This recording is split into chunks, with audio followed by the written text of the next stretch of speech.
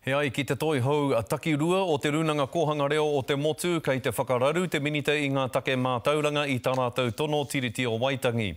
Hei tā Tina Rātana Olsen kua panonitia e te runanga a rātou tikanga whakahaere me a rātou tikanga pūtea.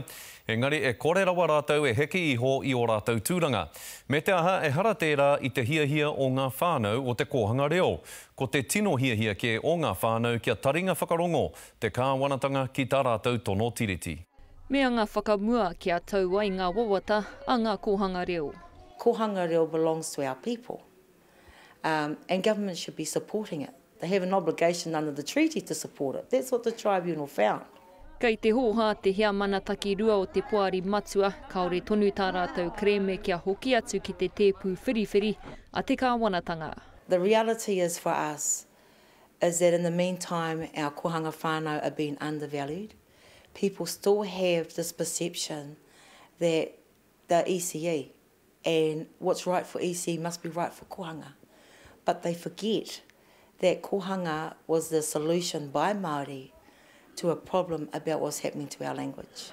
E ai ki te minita take mātauranga a he kia parata, kaore anō te Puari i te whakahau i a rātou mema, me te tukuna mā ngā whānau a ngā kohanga reo e whakatau ko wai hei māngai mā rātou. Ko tā Rātana Olsen kua timata kē te mahi whakahau mema, he wei kai a rātou anō te tikanga mo te ara hei tohu i aua tangata. That's why we're at an impasse. It's not jumping to the minister's tunes fast enough because she just wants us gone. But on what basis?